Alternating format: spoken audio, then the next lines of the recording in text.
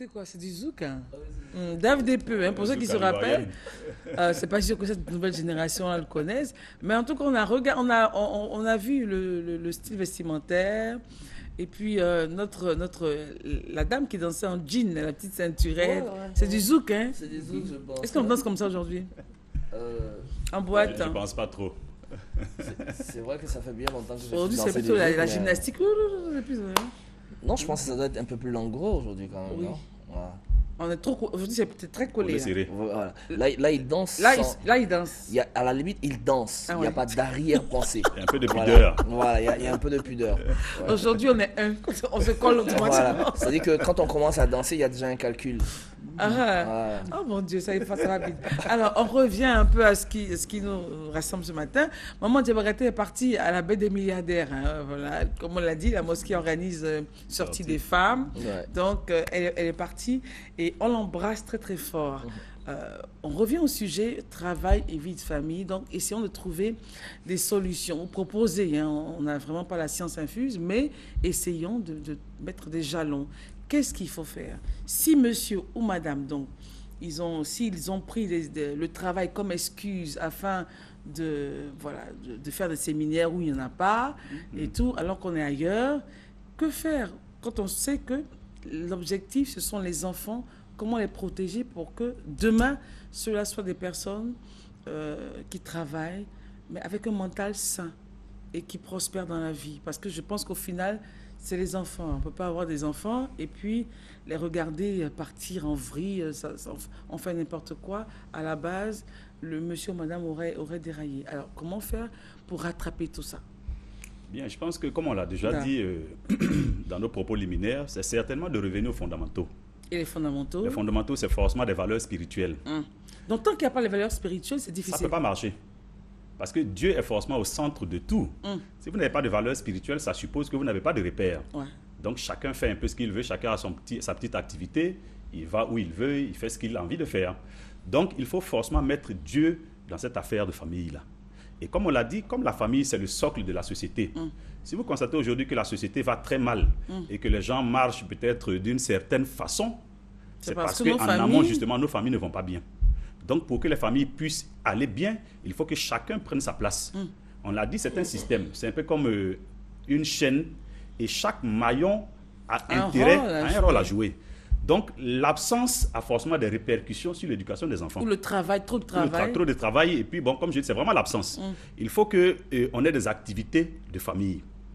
Des activités qui nous ramènent, nous tous, à partager des choses et des valeurs en famille. Donc, en interne, comme même à l'externe.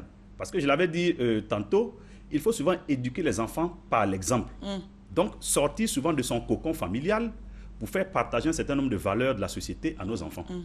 Et je pense que c'est à ce prix-là qu'on peut avoir des familles qui se portent bien. Et pour finir, la société va également aller bien, je pense. Alors, de façon concrète, hein, si vous devez dire quelque chose, un mot de façon concrète à un monsieur ou à une dame ce matin, toujours sur cette même base, que diriez-vous? Alors, moi je n'ai pas envie de dire à un monsieur ou à une dame, j'ai envie de dire à un couple. Ok. Je dirais au couple que ce qui est important aujourd'hui, c'est que il faut pouvoir rendre votre relation sacrée à tous les niveaux. Vous savez, les enfants, logiquement, par leur filiation, doivent avoir pour premier repère, pour premier idole, leurs parents. C'est vous qui le regardez d'abord, c'est à vous qu'ils veulent ressembler, à papa et à maman. Donc si papa et maman donnent déjà un exemple qui n'est pas bien aux enfants, il va sans dire que cet enfant va peut-être aller chercher un autre repère qui est dehors. Et j'avoue qu'aujourd'hui, dehors, ce n'est pas très évident de trouver des repères. C'est-à-dire? J'ai envie de dire aujourd'hui, ils s'éduquent par Internet, et c'est ci, c'est là, et Dieu seul sait ce qui se passe là-bas. Exactement. Dieu seul sait dans quel monde ils sont. Les enfants, aujourd'hui, même à bas âge, ils ont leurs différentes soirées qui se créent entre eux, des drogues parties, des soirées pyjama, tout ça parce qu'ils sont délaissés à la limite. C'est clair. Vous comprenez? Donc ils se retrouvent, ils se créent Mais un monde. ils se créent un monde que d'autres ont expérimenté déjà ailleurs, qu'on leur envoie, parce que je pense qu'ailleurs aussi, il y a vraiment plus cette balise aujourd'hui. Pour revenir donc à pouvoir faire le bon cocktail entre le travail et la vie de famille, à mon avis, la famille doit pouvoir jouir des fruits du travail. Et non que le travail doit bouffer la vie de famille. C'est clair. Si vous n'arrivez pas à faire la différence entre ces deux choses, forcément votre vie de famille va en Il faut pâtir. toujours trouver le temps. En fait, il ne faut même pas trouver le temps. Ça doit se dessiner tout seul, que dans votre Comment, justement, organisation... le monsieur, il vous dit, j'ai pas le temps, je finis tard à chaque fois, 20 heures. Quelle solution pour un tel programme? Alors, tu sais, Christelle, on ne peut pas ne pas mettre sa famille au cœur de ses activités si on ne recommence pas par se dire « je dois respecter ma femme ». Pour moi, respecter sa femme, respecter son homme, c'est respecter sa vie de couple, c'est respecter la vie de ses enfants. Le respect suppose quoi? Qu'on a des libertés auxquelles on donne des limites parce que ta liberté désormais dépend de la liberté de celle qui est avec toi. Si vous remettez ça au cœur de votre quotidien, vous devez pouvoir vous dire tout simplement que si je finis à 18 h le travail, j'ai passé 8 h à 18 h au boulot, le reste du temps, elle est en train de m'entendre. Parce que de toutes les façons, en principe, même du matin au soir, vous vous appelez relativement au moins 3-4 fois. Normalement. En principe. Pour moi, c'est comme si tu passes une journée sans avoir appelé ta femme. En fait, tu as l'impression qu'il y a quelque chose qui te manque. Il va vous dire, je suis trop bousculé. Donc, il faut éviter d'être bousculé. Il faut éviter d'être bousculé. Et il faut donc respecter la personne avec qui vous êtes, que vous avez choisi ou que Dieu a mis dans votre vie comme votre âme sœur. C'est pour ça que je voulais lancer aussi ce message aux femmes. De grâce, le mariage, ce n'est pas une course de rapidité. C'est-à-dire, entre monsieur et madame, la concurrence, c'est ça?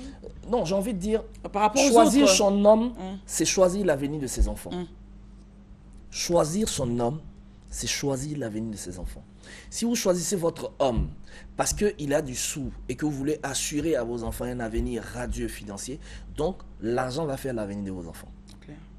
Si vous choisissez votre homme parce que c'est un père qui peut être capable, qui est présent, qui dégage des aptitudes à pouvoir s'occuper de vos enfants, à être celui qui donne son dos, à être celui qui cherche la nourriture pour envoyer dans le grenier de la maison, qui a conscience de ce qu'il vit pour ses enfants et il vit pour sa femme, vous aurez donné un avenir à votre enfant qu'ils auront avec leur père jusqu'à ce que celui-ci vienne peut-être à repartir.